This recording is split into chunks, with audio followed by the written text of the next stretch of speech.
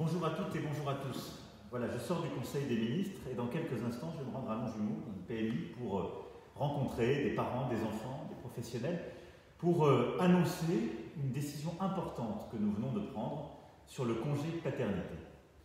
Jusqu'à aujourd'hui, le congé paternité, c'était 14 jours, avec d'ailleurs beaucoup d'irrégularités selon les secteurs d'activité. 14 jours et ça n'était pas suffisant. Tout le monde le disait, c'était en plus assez inégalitaire.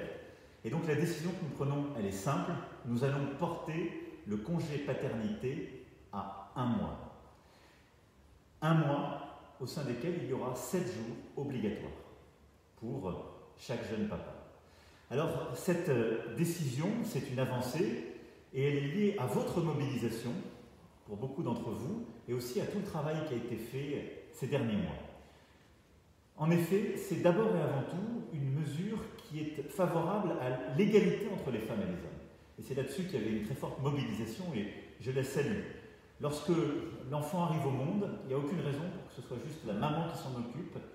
Et il est important que dans un couple, les deux aient justement cette charge, ce moment qui est aussi un moment d'intimité, de construction du nourrisson et du futur adulte, et que aussi une plus grande égalité dans le partage des tâches se fasse dès les premiers jours.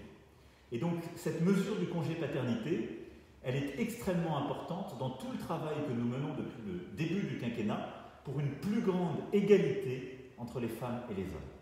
C'est la grande cause du quinquennat, nous continuons d'avancer.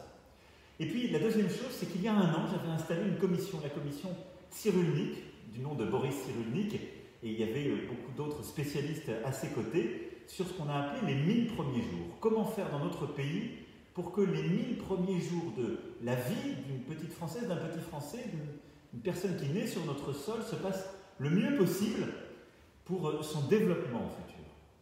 Parce qu'après 1000 jours, il rentre à l'école et nous connaissons mieux son parcours. Or, ces 1000 premiers jours, ce sont au fond ceux durant lesquels les vraies inégalités se construisent. Si on n'est pas encadré de la même façon et accompagné de la même manière par la famille, si on reçoit moins d'amour, si on est moins accompagné, eh bien, on a un éveil affectif, cognitif, qui est différent. Bien évidemment, il y a beaucoup de mesures à prendre pour contrer cela, pour permettre justement de corriger ces inégalités. Mais il y en a une absolument essentielle, c'est de laisser le temps aux parents de s'occuper et d'aimer leur enfant. On va les aider, leur apprendre, c'est tout le travail d'ailleurs qu'on fait avec les PMI, beaucoup de professionnels, parce qu'on ne naît pas parent, et donc on va aussi compléter cette mesure avec beaucoup d'autres choses pour mieux former et accompagner les parents. Mais le congé paternité porté à 1 mois est une mesure forte du rapport Cyrulnik, parce que c'est ce qui permet au père d'être présent dans ce premier mois de la vie de son enfant. Et donc d'être lui aussi là, avec son épouse ou sa compagne,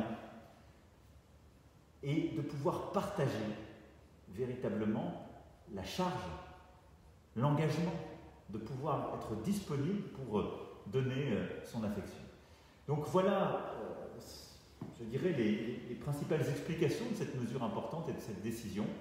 L'égalité entre les femmes et les hommes qui avance, et puis le soin de l'enfant, l'affection qu'on donne à l'enfant, les 1000 premiers jours de la vie. Je veux vraiment remercier à la fois Boris Cyrulnik et toute sa commission, remercier aussi Adrien Taquet qui a fait un très gros travail en tant que secrétaire d'État, donc en charge de l'enfance, remercier la ministre Elisabeth Moreno aussi qui a accompagné, après l'engagement initial de Marlène Schiappa, cette mesure.